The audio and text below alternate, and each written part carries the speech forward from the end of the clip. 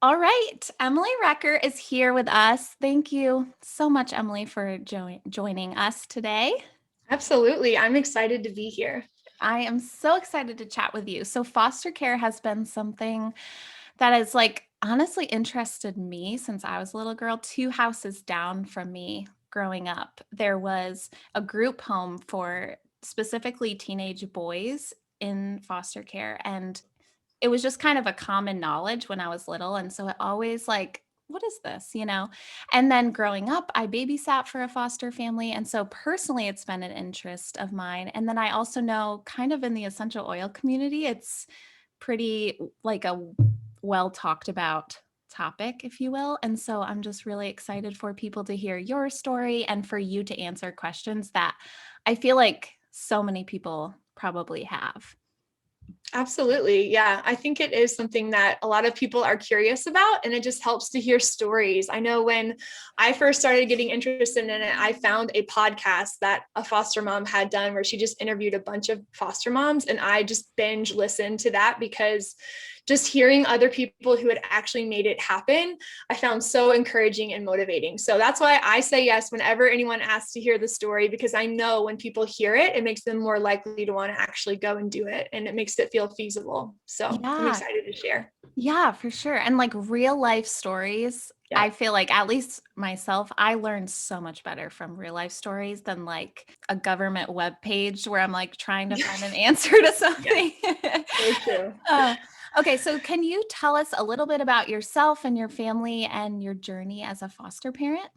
Yes. So my husband and I, yeah, we got married and we live in a small little seaside town in North Carolina in the southern Outer Banks. It is picture perfect. It actually, there's Nicholas Sparks books based on my town. That's how Whoa. cute it is. It's really pretty. There's wild horses and on the island, and it's just Oh, historic and beautiful and quaint. And so it was beautiful. But as beautiful as the area is, there's also a lot of brokenness. And so when we first got married, fostering is something that we had kind of thrown around the idea of as something that we would do one day down the road. And I think that's a lot of people's conversations, like, oh yeah, one day we'll do that. And mhm. so I was working at my church when my husband was stationed here in this area, which is why we live here. And I was doing communications and some different things, graphic design and things like that at the church. And so I was in charge of announcements and getting everything set up for that. And this one social worker kept coming in and asking, like, hey, we need more foster parents. We need more foster parents. I'm like, oh, cool. I'll get the word out. And so she would come in like every 3 months with this announcement that needed to be made. And I kept being like, man, I'm going to share this. And nobody was taking her up on it. And she came in one day and she was just like, I'm back again. No one said yes yet. And I remember just feeling this pull in my heart, like, man, why aren't we stepping up? And why is no one in this community wanting to say yes to these kids who so desperately need to be loved and need a safe place to land? And so I came home that night and told my husband, I'm feeling this nudge. We didn't have any children at the time. It was just the two of us. We've been married for probably 3 or 4 years. He started asking me all these questions. He's an Enneagram 5. I'm an Enneagram 7. I say yes, and then I figure things out. He does all the research. So he started asking me all these questions that I didn't have the answers to. And I was like, you know what? I'm just going to get coffee with that social worker who kept coming in. We're going to become besties, and I'm going to learn all the things. And so I took her to coffee and I just asked her every question I could ever think of. She was so helpful in giving me answers and letting me just be honest and letting me be naive and not making me feel judged about all the questions I had. And it was so helpful. So yeah, we started the process and we ended up getting a 14-year-old girl as our first placement. And we kind of went into it saying like it would make more sense for us to have kids 6 and under because of our ages that we were at the time. I think I was 27 at the time, maybe 28. And I remember thinking like, that would be a good age because that's about how old, I could have a child that would be that age. And we ended up never having kids under 6. We've only ever had kids 6 and older, which is just really interesting. I don't really know how that happened. We just kept saying yes, and they just kept asking, and we just kept saying yes. But the really cool story was, that 14-year-old girl that we said yes to, the day before she came to stay with us, which was actually Mother's Day, which was really beautiful, we Wow. found out we were pregnant with our 6-year-old son now, Judah Cash. And so it was just a really powerful Mother's Day, because we went from having 0 kids to finding out that there was a baby growing inside of me, and we had this amazing 14-year-old daughter to love. And so it was a really emotional and powerful time. And it felt like we were doing the right thing. It didn't make me think, man, maybe we shouldn't be doing this. It made me just think like, we've got to keep going. And also what a cool blessing that we're also going to get to have a baby. And so, yeah, we had her for a while, and then we had some other older kids coming in. And that's just kind of been our story, is that we just keep saying yes, and these kids just keep showing up, and it's been beautiful. It's been really beautiful. And so now the current situation at the Recker household is we have twin 3-year-old boys that are biological. We have our 6-year-old biological son, and then we have a 17-year-old girl that we adopted in 2020. And then we have a 19-year-old boy who we fostered when he was 13 for a few years. And now he's actually back with us while we're trying to help him get out on his feet. And so that is, yeah, there's a lot kind of in between that, but that's kind of how it got started and where it is now. Wow, what a beautiful Yeah. story. I love that you were just like, okay, and that you were brave enough to ask the questions, because like you said, I feel like often it's like, I would love to do that one day, but because we don't know enough about it, whatever it is, whether it's foster care or something else, like, oh, one day. Yeah. But if we don't ask the questions, that one day like just won't come. So I loved that, you were just like, okay, tell me, Yeah. tell me the answers. Spill the tea. Like, I need to know everything. Yeah, yeah. So yeah, it was powerful. Yeah. So I know you said that you had talked about it, like, kind of dreaming the one day, but how far back, how old were you when foster care like first landed on your heart?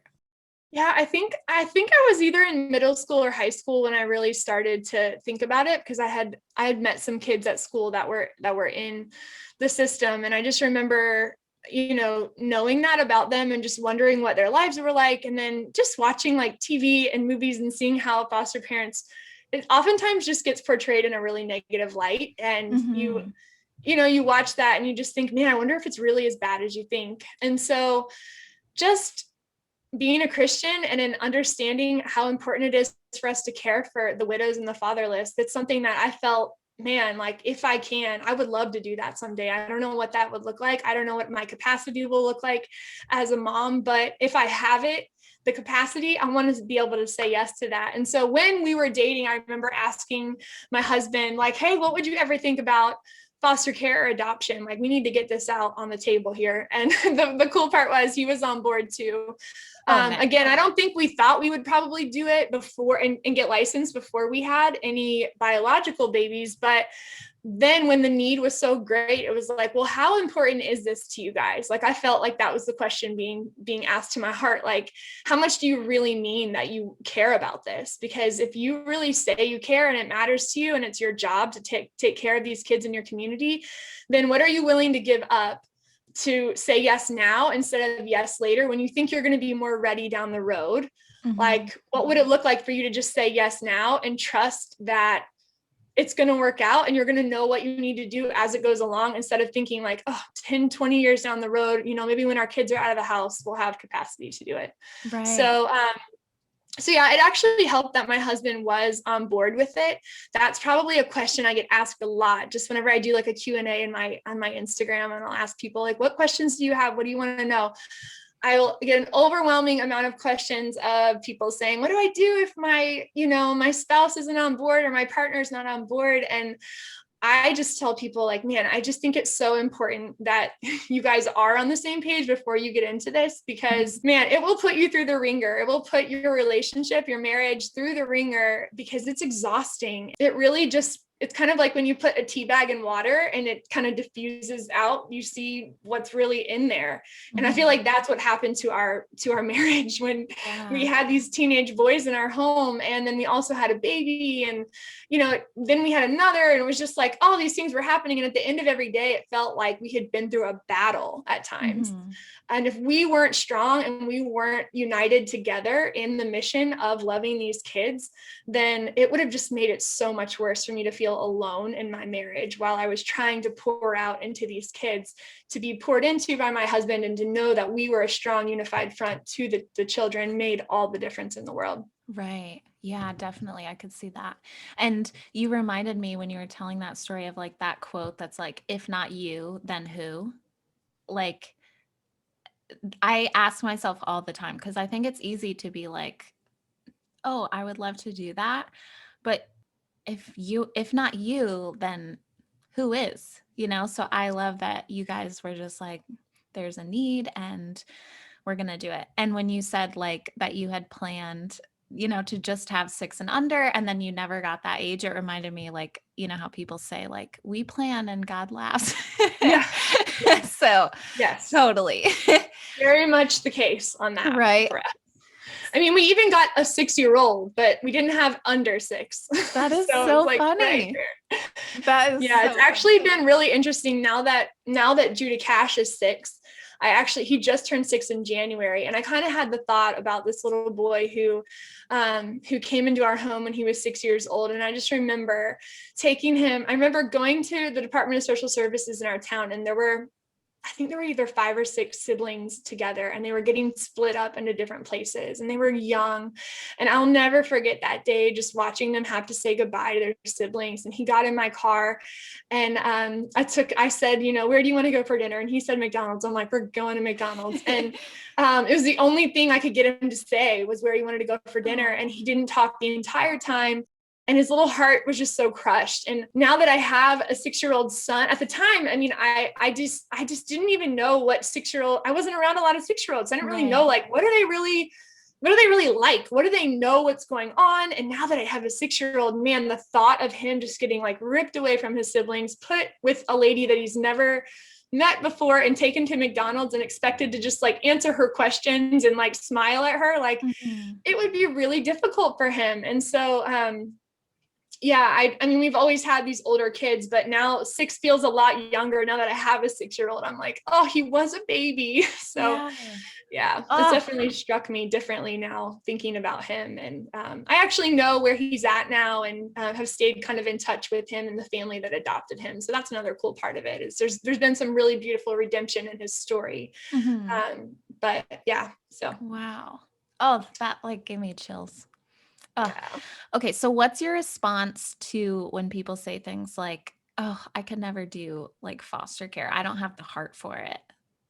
As in, like, it would be too hard to say goodbye kind of thing? Is that like I think, is that something you hear often? Yeah, that's definitely a thing. Well, because people will say like, I would love to do that, but I would just get too attached. I hear that a lot. And I'm like, well, then good. Like, you would actually be great at it, because we need people to say yes who do love deeply and care deeply and get too attached. I mean, that's actually a good thing. If it's really difficult for you to watch the child get reunited with their family or go to an adopted family, that's a good thing. It would be a little worrisome to me if people could just watch the child leave and be fine. Oh, that's so true. But really, the thing is, it's like your mindset going into it just has to be so about what's best for that child.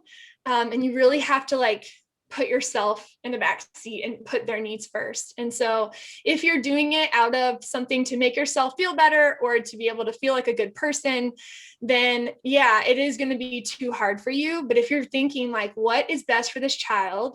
And you go in knowing that the goal of foster care is actually reunification until it changes, until the court changes it from reunification to adoption or guardianship. That is what your goal is as a foster parent, is to support whatever the court is saying needs to happen. And so, yeah, I think we should just love without abandon, and we shouldn't hold anything back. And we should love these children as if they're our own for as long as we have them. And we should get too attached to them.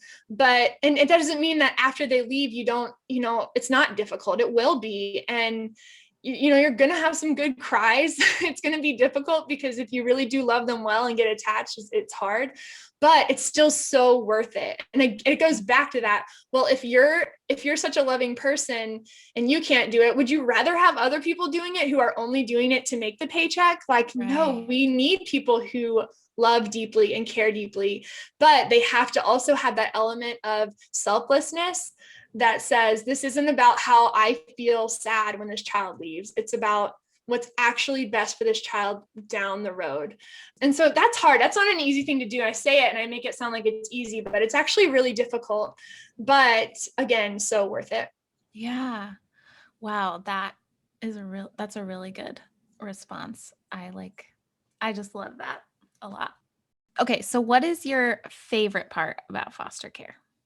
So for me, one of my favorite parts has been watching, and this is another thing people actually ask me about a lot. Like, what, I already have kids at home. Like, what's it going to be like for them to have other kids coming in? Is that going to mess with their development and birth order and all these things? And I mean, I appreciate birth order. I've read books about it, but we threw all that out the window when we said yes, because it's like, my firstborn was the baby of all these boys. He had 3 older brothers when he came into the world. And, then for a little season, he was the oldest, and now he's in the middle, and he's been everywhere, all over the spectrum.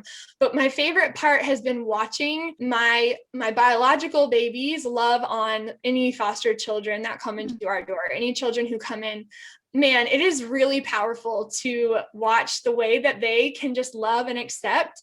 And they are like this great buffer actually between like you and the child. For any awkward moments that could happen, any like silent awkwardness is totally out the window, because you've got all these loud, crazy kids running around. So even thinking about when our 17-year-old, she was 15 at the time, but when she came to our house, we had taken a break from fostering because the twins were born and we were a little bit at capacity, which we knew, which is another thing that I'll talk about probably later, but like, you have to know your capacity. And so we took a break, but I was feeling this sense of getting back into it. And so we had just prayed about the right person coming in, the right child coming in. And our girl walked through the front door, and man, the way my boys just welcomed her in and loved her. And they had like made cards for her door of her Aw. bedroom. And the way our community just came in and donated this and donated that and came over and helped me clean the room up and get it all ready for her. Just watching our friends and our family, especially my boys, just love them so well, and make them feel so seen and appreciated and a part of the family has been something that I really did not see coming, but has been like a really big treat and a really big gift to my heart as a mom. I love that. That is beautiful. And like I remember hearing that we often want to like protect our kids from pain, and so I'm sure people think like, "Oh, I don't want to, I'm nervous about pursuing foster care with my own Yes. biological children because I don't want them to be sad when they leave." But like, I remember it was probably Glennon Doyle or someone like that that said, like, if you write out like the kind of human you Mm, want your child to be, compassionate and loving, like all of that comes from experiencing loss and wow. pain and seeing hard things. And so, like, sheltering is probably not the right word, but protecting them from any kind of pain or seeing any kind of heartache or experiencing loss, whether it's through grief of like someone passing away or just,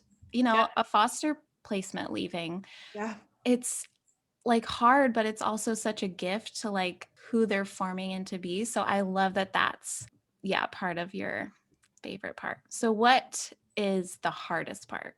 That's probably a So loaded yeah, I question. mean, the other side of that coin is that it is really difficult when they do leave. And yeah, watching my son say goodbye was really Oh difficult, yeah. especially this one sweet son that we had, that they got really close, and he still asks me about him all the time. And Mm. it just hasn't been an easy relationship for us to keep up, which has been very difficult. And I thought maybe by now he would have forgotten, but this boy's name still comes up on a weekly basis at our house. Oh.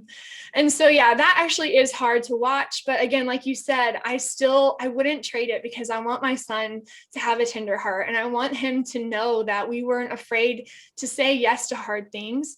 The other thing that is difficult is shared parenting. And shared parenting is Mm. basically you working alongside birth mom and birth dad or whoever to get the child back. And so, like I said, the goal of foster care is reunification. So that can be really hard, because as a foster parent, you may have your own ideas in your head of what is best for this child, why they shouldn't go back to mom and dad, and they may even be good reasons. But when it comes down to it, your job is to work with mom and dad to get the kids back to them. And Mhm. so I didn't quite know. I mean, we learned about it in the class getting licensed, but until you're actually thrown into the situation where it's Christmas Day and shared parenting, you could choose to meet at a public place or a park or something, or you could also choose to invite the parent into your home if you feel like it's a safe thing for them to come over. So we did some of that. We did some holidays where our boys' birth mom would come over for a little bit, and then birth dad would come over for a little bit. And, there were times mixed in where they said they were coming and then they never did. And then we Mm. were left to pick up the pieces. And so that was just hard, and it was kind of awkward. And it was like not my favorite part, but it's also such an important part. And I found that the Mhm. more that we said yes to it, and the more that we opened up our hearts toward something that was difficult, the better and better it was for our kids, for the children who are in our care. Because when they can see people in their life who they love, and they see as their parents coming together, that is like one of the best things you can give your kids. Even if there's conflict, even if it doesn't really make sense the two of you would be friends, the fact that you would work together to create an experience for these children, they need to see that. They need to see how loved they are. And so definitely hard, but again, one of those things that it's really worth it. And I know Yeah. it meant a lot to our boys. So Yeah. And like you said a couple questions ago, like it's best for the child or the teenager, absolutely. even if it's not the most fun for you. Okay, so what's something or a few things that you didn't expect or see coming about foster care or being a foster mom? As I kind of mentioned, I didn't expect to have teenagers at such like a what I felt like I was young age. Um, Yeah. so I kind of got thrown right into mothering teenagers, and I just didn't see that coming. I figured it would be younger kids, which was kind of scary anyway, having never been a mom before, but it really just leveled up with the teenager thing. And so that kind of threw me for a loop a little bit, but we figured it out. And just going to meetings at schools and dentist appointments and doctor's appointments, and talking my 13-year-old into trying out for soccer, and having to drag him onto the field and put the cleats on his feet and push him out there. Those are not things I thought I would be doing when I was still in my 20s, but Yeah. there I was just doing it, and making t-shirts and signs and cheering him on, and watching him come into someone with confidence, and watching him put on his jersey when he did make the team, and look at himself in the mirror and just be so proud. This is the first time he's ever played a sport. So I didn't really see all of that coming, like how beautiful it was going to be to get thrown into parenting these older kids. And then along with that is, the shared parenting part. I didn't know how involved that was going to be. I thought the social worker would probably just do most of that, and I could kind of like pull out. And you actually have that choice. I don't know in every state and in every agency or whatever, but where we are, the ball's a little bit in your court as a foster parent, if you want to be getting together a lot or having them over your home, or what you're going to do. And so I think it would have just been easier to not invite, mom and dad to come to the soccer games or the wrestling matches or whatever. But what I knew the child needed was to see me sitting there next to bio mom, and us, hanging out together, cheering him on together. And so, yeah, I just didn't really realize I was going to become like, it's almost like the one social worker described it really well. She said, when someone asks how many people you've fostered, she's like, you should really just count the entire family. It's not this child and that child. Like, if there was a mom involved or a dad involved, like, you were fostering that whole family, because you're fostering the relationships between them. I just, before I became a foster parent, I just did not know how involved that part would be. Right. So yeah, that was a surprise, but I mean, it's challenging, but again, worth it. I'm always going to say that. So Yeah. Okay, so let's talk about capacity, like you mentioned. So when do you know you're at capacity? How can you know that? Is it hard to kind of admit? Let's dive into that a little. yeah. So what happens normally is, and again, different everywhere, but this is just our experience. What happened for us was they would kind of say, hey, what age are you thinking makes sense for you? Us, under 6. Them calling us, hey, we've got 2 kids. They're 10 and 13. Well, the first one was a 14-year-old girl. Okay. All right. We're like, all right, whatever. We'll try it. We'll see what happens. She was going to go somewhere in a few months to go permanently with grandparents. So we kind of knew we could figure it out for 3 months. With our next placement, it was 10 and 13-year-old boys. And I'm asking questions on the phone, like, how long is this going to be? Where are mom and dad? Like, is this reunification? And they can't really give you any of those answers. And so you have to say yes without a lot of answers. And that's hard for some people. I think probably harder for my husband and me, as we talked about his Enneagram versus mine.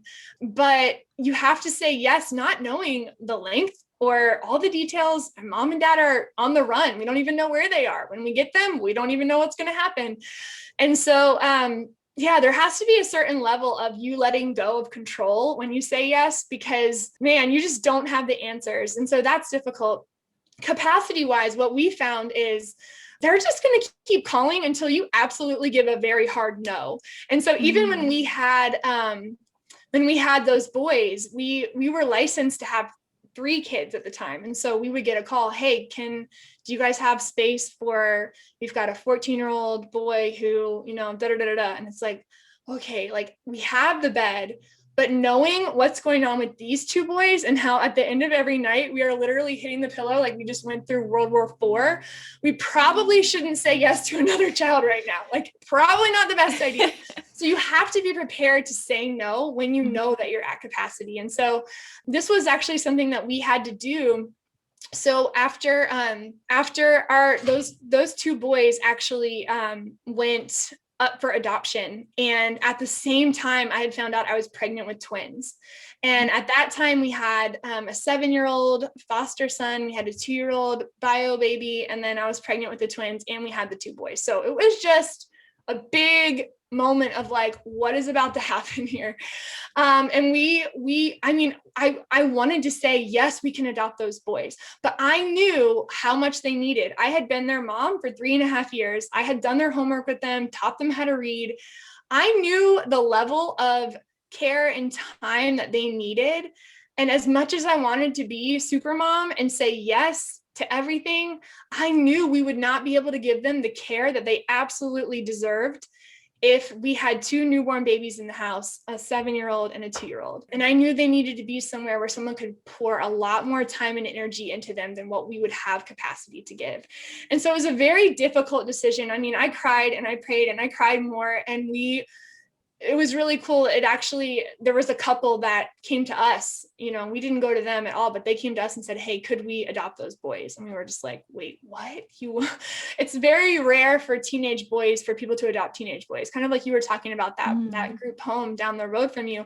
Usually those group homes are full of teenage boys because they're the hardest to find homes for. And so I knew the weight of that. So when this family came, I was like, oh, it's going to be a lot of work. Like, let me tell you what the evenings are like at my house right now. And they knew they'd been over a few times. So anyway, that's why that capacity part is important, because you're going to want to say yes to everything. But if you don't feel like you have what it really takes to give them what they deserve, you've got to be willing to put up the white flag and say, we can't be the ones to do it. Yeah. And so after the twins were born, and my husband was very instrumental in this, said, hey, we are drowning right now under newborns. So we need to say no. Like, we can't say yeah. If they call, we need to have a game plan. And so he actually called them and just said, hey, don't call us for a bit. Let's let these babies like start walking at least or something. Mhm. And so we did. We got called a few times still, and we had to say no, and it was really hard. I didn't want to. But then when it was the right time is when our daughter came into our lives, and that turned into a pretty quick adoption situation. And so again, just knowing the season, knowing the time, being on the same page with your partner to say like, all right, what are you thinking? You think we're good? And I don't know that he would have said, I don't know that he would have opened our home back up as early as I would have, but me coming to him and saying, I'm feeling this, here's why, I think we have the capacity, and him saying, all right, let's see what happens. And now we're so glad we did, because we got to have our daughter, and she's amazing. I think you do have to just be aware of where you're at. Mhm. Yeah. Okay, so that's a good transition to talk about fostering teens. So if people follow along with you, they know your heart for fostering teens. That I think is something that a lot of people like swear they'd never do, or like I could never foster a teen. And even, me growing up down the street from the group home, it was always kind of like around town, this like, oh, it's not a good place or whatever. And it's so unfortunate. And I feel grateful just from following you. I obviously was a little girl when I was growing up near that group home, but then following along with you and you telling your story and sharing your heart for fostering teens, I just had this like huge moment of like compassion and empathy for those boys in the home down the street from me and just everywhere, that it probably is this assumption that people make that, oh, I could never do it, it must be awful. So can you kind of share your heart on it and like why you love fostering teens? Yeah, I think one of the coolest parts about fostering older kids is that they actually know what your yes means. A baby or a 2-year-old, even a 4 or a 6-year-old, I don't know that they like fully they're in your house and you're the one feeding them breakfast every morning and giving them a bath and getting them out the door or whatever. But I don't know that they fully understand the weight of your yes. Whereas with our older kids, man, like I remember when the boys first came and they had bounced around quite a bit. And so they kind of knew the drill. They came in, they were amazed that our house had 2 stories. It was like 1,800 square feet, which to them was a mansion. I mean, they were telling all their Oh. friends they lived in a mansion because they lived upstairs. And I remember the younger one, we went on a walk or something, and like the first night, they still talk about this. They remember like what we had for dinner. They remember what we were wearing. Like the 19-year-old is the one that was when he first came, and he was like, I thought you were some crazy hippie lady because you were wearing like some head wrap and these like bell bottoms. And he's like, I did not know what we were getting ourselves into. And I remember that we ate spaghetti and you had broccoli on my plate. And I'm like, yep. But I remember that his younger brother was kind of acting up a little bit, and nothing even major, but it was just like he was being a little goofy. And I remember he didn't know I could hear, but I remember him pulling his brother aside and being like, stop it, do not mess this up for us. And just the weight of him like having to think like, if we're not good enough, then they're going to ask us to leave. And that's a very real situation for these kids. And so for him as a 13-year-old boy to have to carry that into coming into my home, like, gosh, it just like, it hit me hard. And I remember thinking like, I'm going to do everything in my power to never have to ask these kids to leave. Like, I do not want to be the person that asks them to leave, to make them think that anything that they did got them here into this position in the first place. And so I just think they know your yes. They know how, I mean, I feel like they knew how naughty they were. they were, Yeah. they were like very rowdy, and they, were always doing these crazy things up in their room and driving me absolutely insane. And like bedtime was so long. It was like, why can't you just go to bed? And you're always coming down and I'm going up and there's holes in the wall. And like, it's like, they know what they bring to the table. And so for them to feel unconditional love from someone when they don't think that they deserve it because they haven't actually been shown it a lot of times in their life, I just think that is such a privilege as a parent to get to give that to someone. And I think you do the same thing with younger kids, but I just don't know if they would grasp it, the weight of it in the same way. Mhm. And so even now with our 19-year-old, for him to just tell me, like, he calls me Ma. He's like, you're the one Ma that I've had who's like always going to be there for me, aren't you? And I'm like, yeah, man, I'm not going anywhere. Here we are. You're about to turn 20.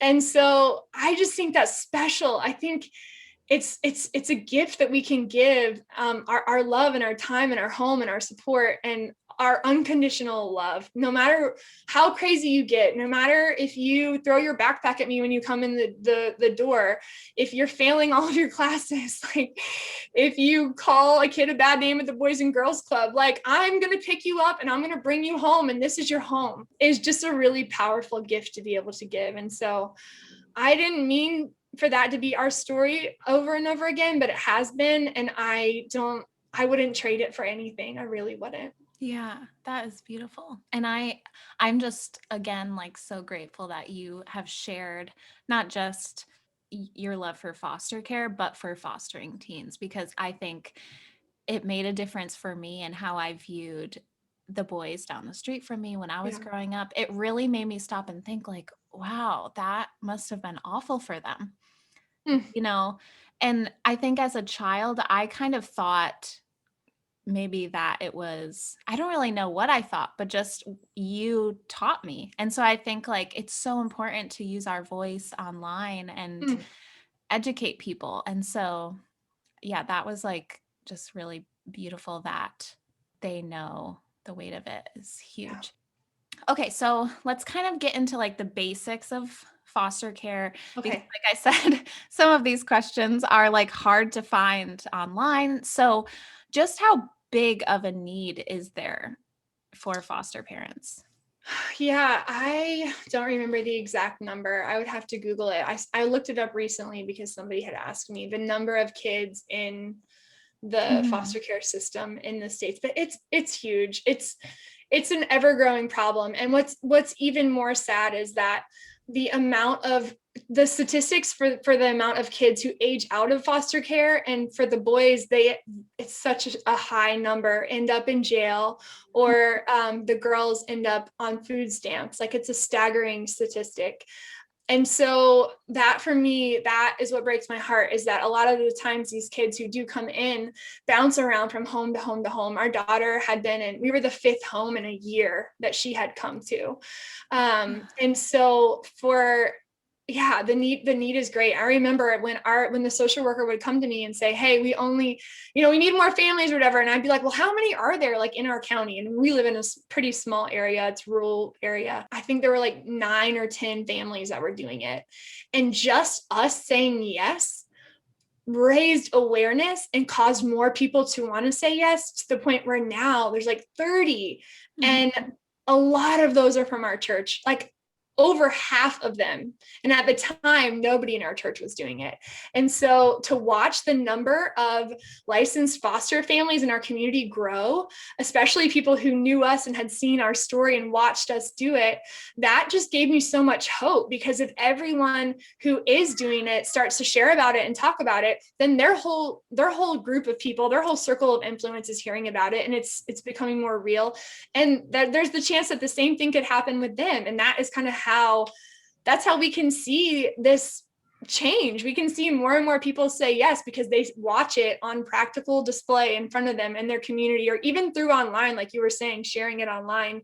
And so that's why I agree with you that it is really important to share the stories, because I don't think the need is going to change. I think the number is going to stay the same, but hopefully there's less aging out of and more adoptions happening into homes that are full of love and security for these kids. Yeah, and that just goes to show the power of your yes. Even if someone only fosters one child, if Mm-hmm. they tell 10 of their friends, your yes isn't capped off at the children who have come into your home. It's So like, true. that is so amazing.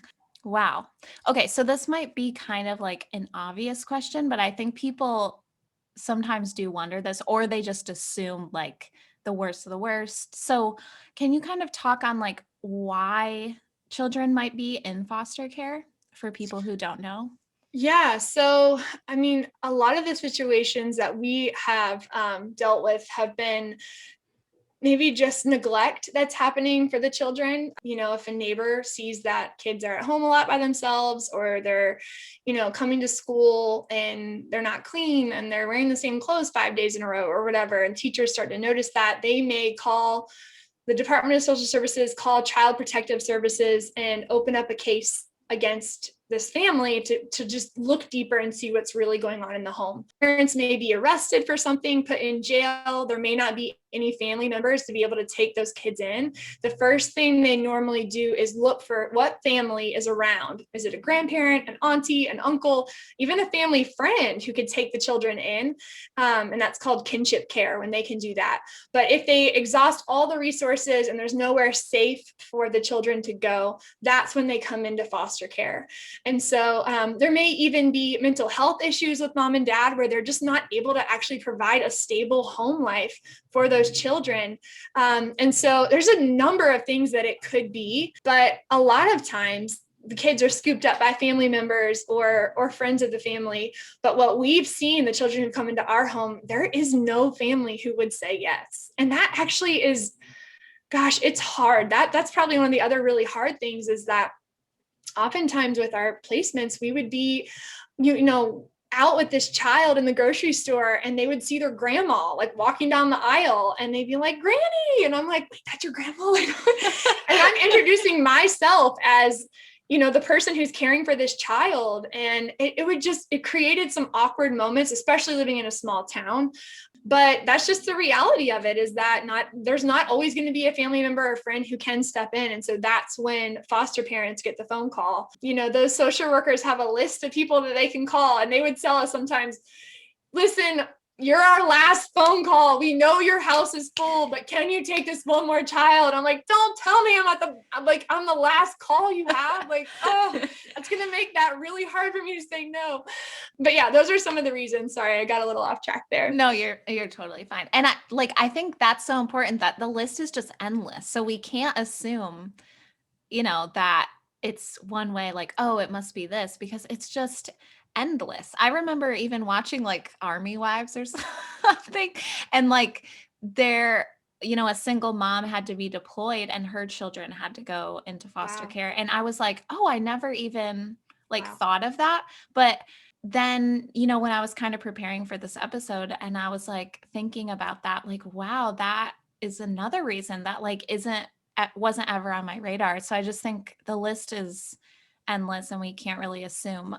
Yeah, and you can't always just assume that like mom and dad are bad guys because their kids Yeah. got put into the system. Like I said, the mental health could be the problem, and that's not something that they have a lot of control over, right? Like sometimes there is neglect on their part, and there's, drugs involved, or, substance abuse, but there are also times when they're doing their dang best, and it's just not enough. There's not enough support in place for them to be able to hold down a job, or to hold down, transportation to get the kids to school, or to get them what they need.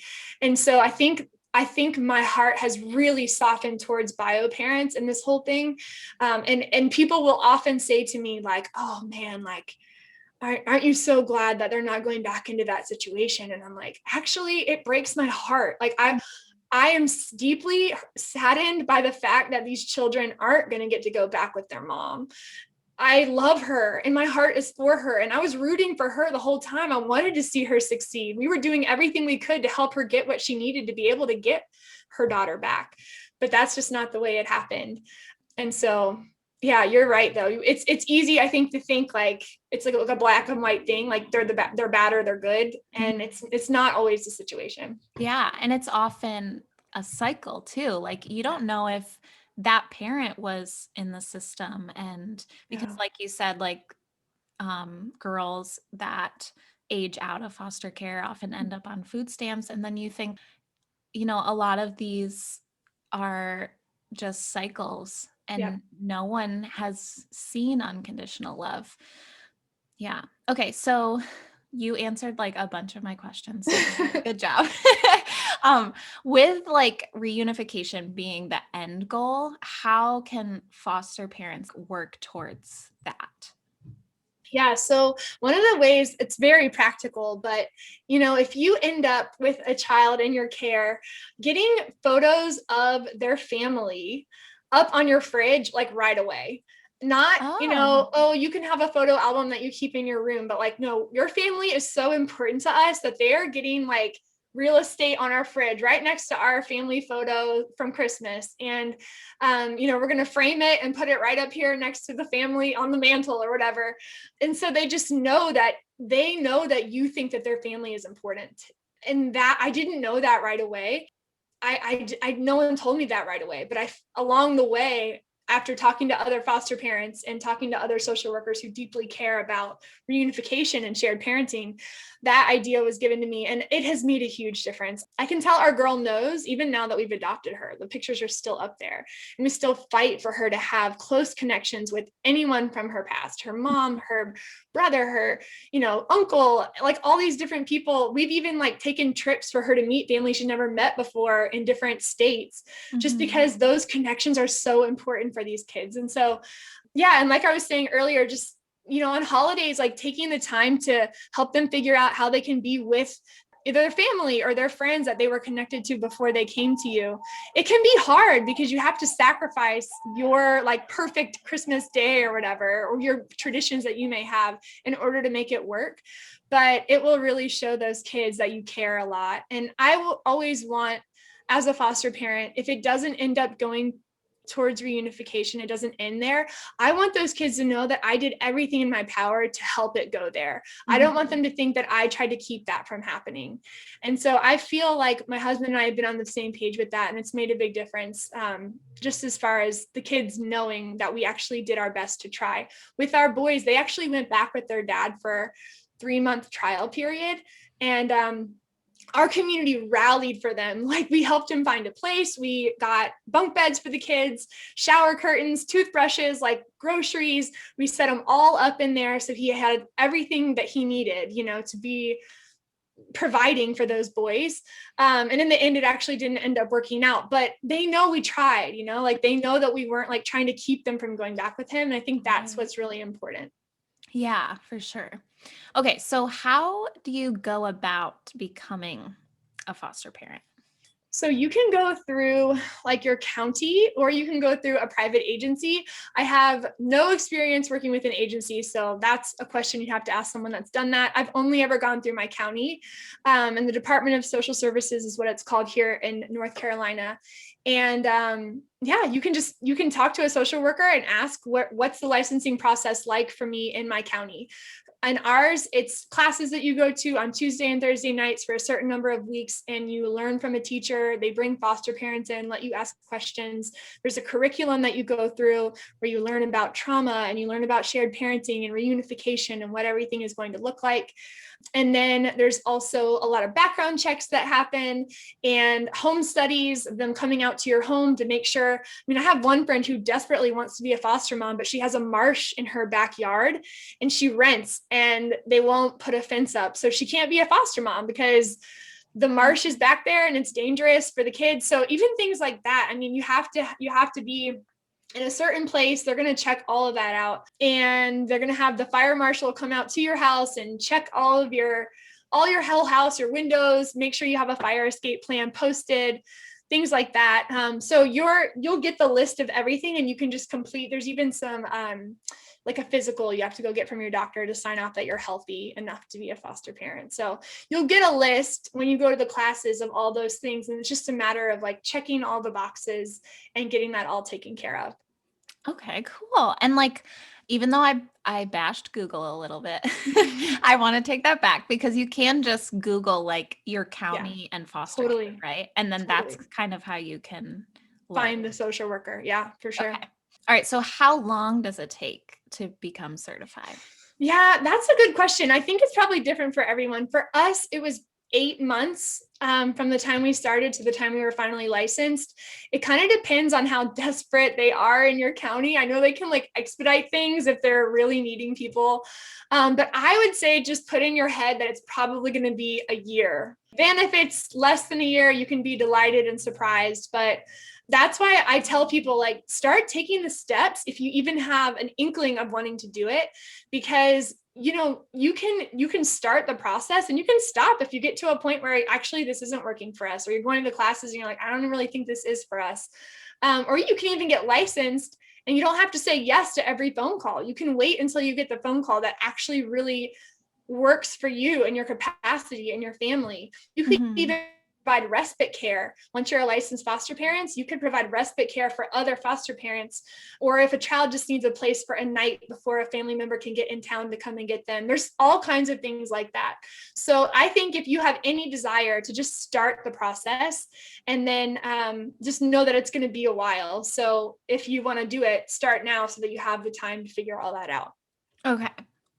Yeah, I think that's like something that kind of surprised me when I started following different foster moms, like how long the process is, or even just following people who were trying to get certified and Yeah. sharing their stories and all of that. So it definitely takes like patience and perseverance, but it's so worth it. I feel like that's the motto of this episode is it's Yeah. so worth it.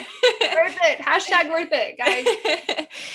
Okay, what can people working towards getting certified expect when they're waiting, or like what kinds of things can they expect to happen? I mean, I know you mentioned that it takes a year, so probably like setbacks. Yeah, I think honestly, getting all of our paperwork together and everything done, and then they sent it to the capital of our state, and then it took weeks before we ever heard anything. And so, just to be patient and to be preparing your heart and just enjoying the peace and calm until that place you do get the phone call and you say yes, because then once you're licensed, in our experience, you're going to get the phone call. So like, Yeah. just just chill and get it done and take care of it, and then be patient and then wait, because it's coming. Yeah, and I think just having a room ready, they'll have you like have a room and a dresser and a bed and a closet and all of that. And it can be kind of tricky because you think like, man, I just want to have everything ready to go, so when they get here it just feels like home. And I do think it's important for it to feel like cozy for them. But what I think is really cool is if you even just set aside some money. Maybe your friends say, how can we help out? Give us a Target gift card or an Amazon gift card or whatever. And then you can take the child shopping or have them look online and kind of choose some of their own things for their room, Hmm. because based on their age and their interests, it could be totally different things that they want to choose for their own. And what we've found is normally they don't come with much. It's like a trash bag or two. And Hmm. so for them to be able to pick things out that they're putting in the room that now actually feel like theirs, because if they walk into the room and it's already put together, it feels like that's your stuff, that they're living in that world, right? It's your world. Yeah. But if they get to go to Target and pick out their comforter and pick out, a stuffy or, their pajamas or whatever, then it feels like, okay, these are my items. I chose them. And there's something special about that. Our kids have really enjoyed that. Yeah, that's a really good piece of advice. Okay, let's see here. Can you, if you have a placement that's not going well, like I'm sure that's a common concern maybe. So if you have a placement that isn't going well, can you, for lack of a better word, like back out? Can you call and say like this isn't going well, or how does that work? Yes, you can. And I think the term for it is an interruption. Interruption might not be the right word. There's a specific term for it. And they really try to like limit the number of that happening to a child. Because like I said, with our daughter, the fact that she had to go to like 5 different homes in a year, like that's devastating. And so that's why I tell people to like know your capacity and don't say yes unless you really feel like you are up for it, because you don't want to have to make that phone call. And Hmm. I mean, they're really good about once a foster parent calls and says this isn't working, they're going to do their dang best to get the kid out of there as fast as they can, because they do not want that child in a home where they're not wanted, right? Oh, Because okay. that's when things can start to go bad, and that's when like it could just get messy. And so they're going to do their best to get the kid out of there when you call and say that. But to just think of what that is, the weight of that phone call having to make as a parent. And it is honestly like God's kindness that we've never had to make that phone call. But I know friends who have, and it's like haunting, you for the rest of your life. Like, did I do the right thing? Could I have handled more? Like, Yeah. and so that is something that's one of the hardships for sure, but you totally can. I would just say, before you put your yes on the table for that placement and that child, do your best to know that you're going to do everything you can to not have to make that phone call. Okay. Okay, so when or how does adoption become an option? And do you get the first choice to adopt, or how does that work? Okay, I just thought of the word of what that's called. Not an Oh, interruption, yes. it's a disruption. So Disruption. if you think about it though, it's disrupting that child. They've been put in this home. This is your new mom and dad for now. This is your room. This is a school you're going to go to, and then all of a sudden just you're ripped out of it. So as few disruptions as possible, just for the child's sake. Okay, when it comes to adoption, once the plan changes to adoption, yeah, usually, I mean, in our situation, the foster parents are the first people to be asked if you're interested in adopting. In our county, you have to be licensed to foster and adopt. It's two separate licenses. And so we were only registered and licensed to foster. And then when our daughter, her plan changed from reunification to adoption, the social workers, they want the child to be able to stay where they are. So we were asked, hey, would you be up to do this? And of course we were super excited to say yes. And so we just had to go through a couple more background checks and do some more paperwork, and then we were licensed to adopt. So yeah, that's pretty much how that works. There's also an option for kids to choose guardianship as well, which is a little bit different than being adopted. And a lot of teenagers will choose that over adoption. And we gave our daughter the option, like, if you want us to be your guardians, we'll do that, or we'll adopt you. We're going to treat you the same either way. You're going to be loved and cared for. But she chose adoption. So what's the difference between the two? So I mean, when you adopt a child, like, their birth certificate is changed to your name as their parent. It's a really permanent thing. And they get your last name, and they are it's like you birth them into the world at that point, which is really interesting, especially with older kids, because she's very close to her mom still. They hang out all the time, and they're closer than she and I probably ever will be, which is totally fine. So it's almost weird to me that her birth certificate has my name on it now, because she's so connected to her mom. Yeah. I was just talking to a friend about that recently, who's adopted a couple kids out of foster care as babies, and just how different our situations are, like me adopting a teenager and her adopting, she got them when they were a few days old, babies. But yeah, so with guardianship, it's a little less formal, and it's more like you're the ward to take care of that child, but there's not this permanence of they are yours. They are a part of your family. And it says on paper that, like, they belong to you, and you birthed them into the world, which is really interesting. Yeah.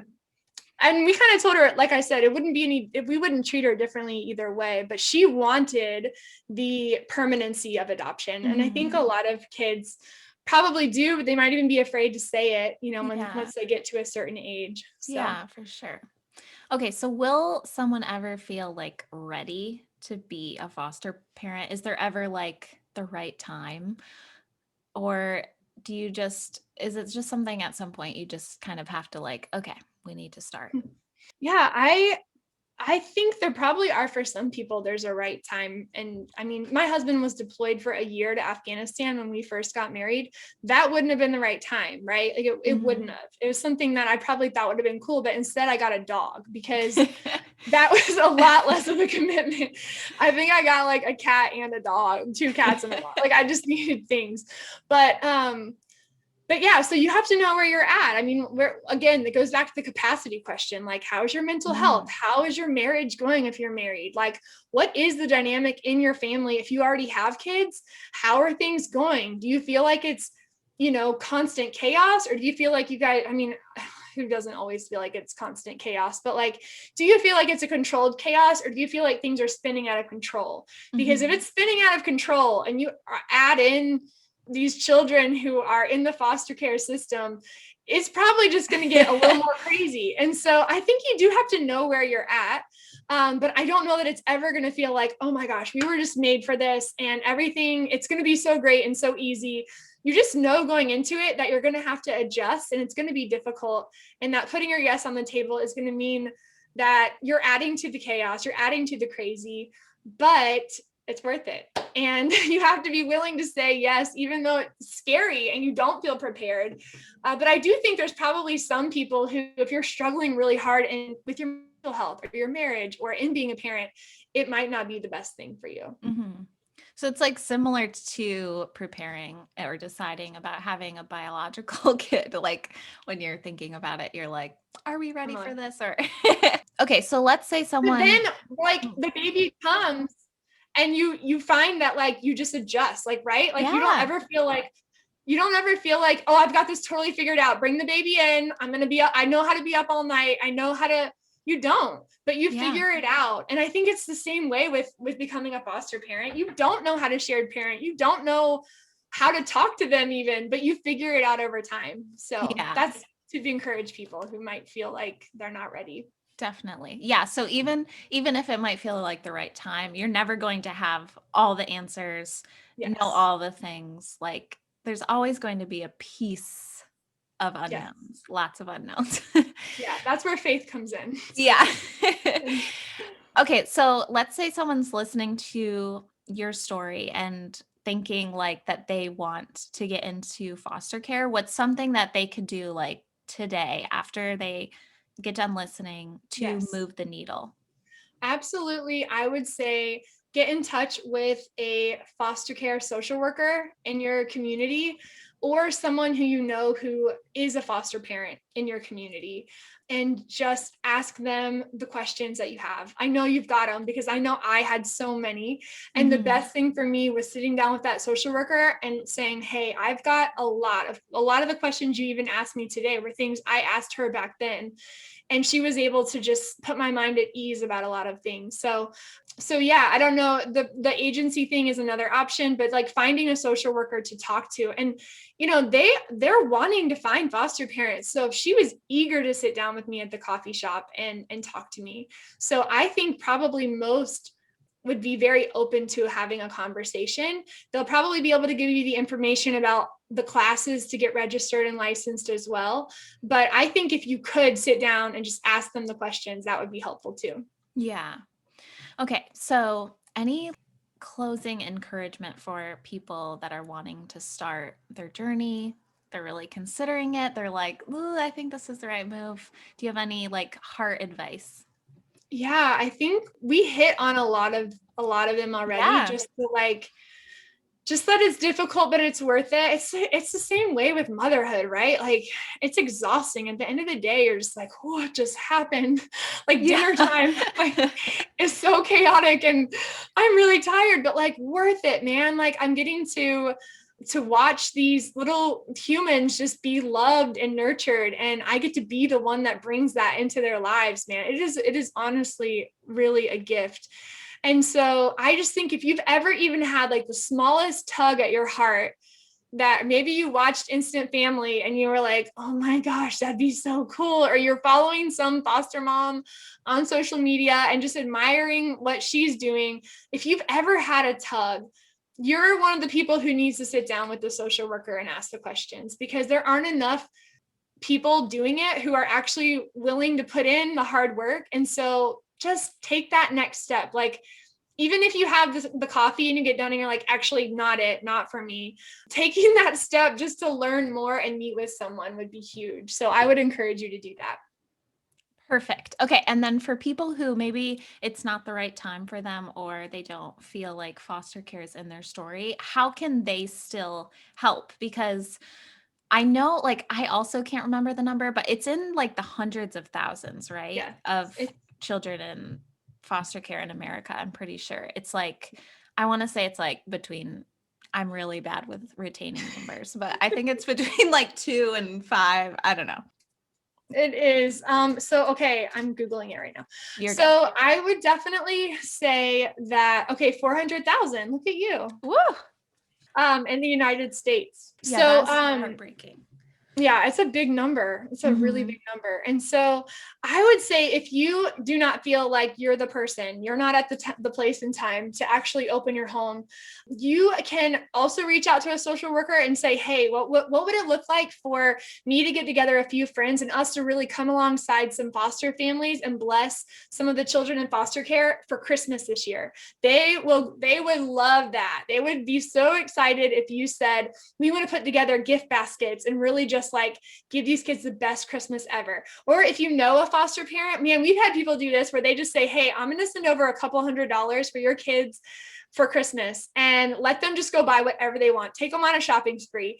We have had people just come alongside of us and bless our kids in such huge, amazing ways, donating toys. Like, even just if you hear about a friend getting a child say that's around the same age as your kids, like saying, hey kids, like what let's go through the playroom and find some amazing toys, maybe not like the broken ones, like your favorite ones, the ones you love to play with the most. And what would it look like for us to sacrifice those toys to go to this child who just got ripped out of their family or ripped out of another foster home and brought here?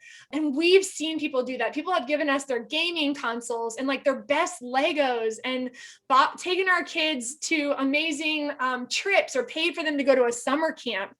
And it is just such a boost in morale for us as the family, but then also for those kids to just know how loved they are, not by only by us, but by a community of people, is Mhm. powerful. Even just providing meals, like if you find out that a family just got a child in, see if you can set up a meal train for them, see if you can, organize some gift cards or something to go to the kids. All of that goes a really long way on a journey for foster parents and for children in the system who can feel very alone at times.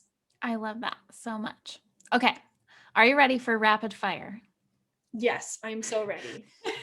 Okay. Okay. Rapid fire. Best parenting advice you've ever received.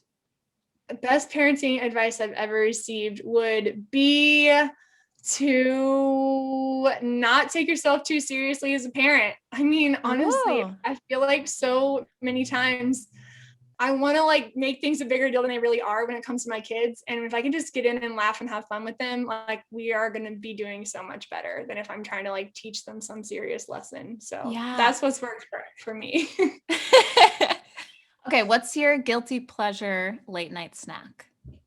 Oh, okay. It's either peanut butter M&Ms or tropical Sour Patch Kids. Oh my gosh. We are soul sisters. The tropical ones are so good. So good. Uh, and why are peanut M&Ms like the most addicting thing ever? They're You, so good. they're so They're good. good. Okay, everyone that listens to the show knows this about me. They're probably so annoyed about hearing about it, but have you had Justin's peanut butter cups? I have, and they're great. Aren't they? I'm working so hard on a sponsorship for this. I've had the white chocolate ones too, and those are really Oh, I good. haven't had those. Yeah, they're delicious. Delicious. Wow. Okay. All right. Fill in the blank. I'm inspired by. I am inspired by my town. I love my Oh, town. It's I just love that. it's a small town, but it's such a beautiful place, and I'm like very sentimental about leaving it soon to go to a bigger city. I'm feeling a lot of feels about it.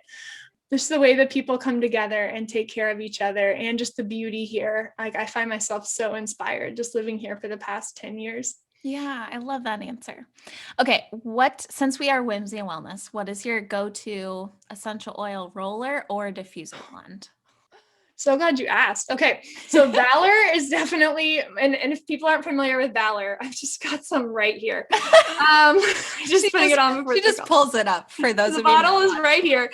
Black spruce, camphor, blue tansy, frankincense, and geranium. It is the one oil blend I would bring if I was on a deserted island and I only could bring one thing.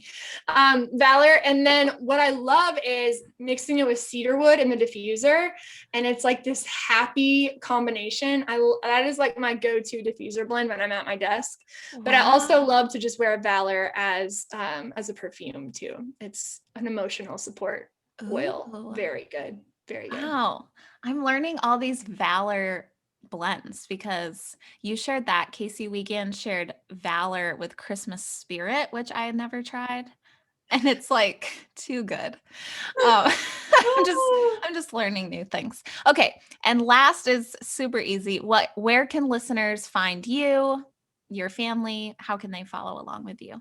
Yeah, on Instagram is usually where I'm hanging out the most. In my stories, I'm like a big stories girl, but my Instagram is Emily W. Recker. Fun fact, people think my last name is Recker with the W, but Recker is actually my middle initial. And so Oh. Emily W. Recker is my Instagram handle. So that's where I'm at. Yay. Well, thank you so much. I really think that this is going to be a powerful tool for people. So I really appreciate you coming on and sharing all about foster care. Absolutely. I'm so honored that you had me. It's been really fun. And yeah, I can't wait to see what kind of fruit comes from people just hearing this and wanting to go take the next step. Yeah. Hashtag worth it. Yes, so true.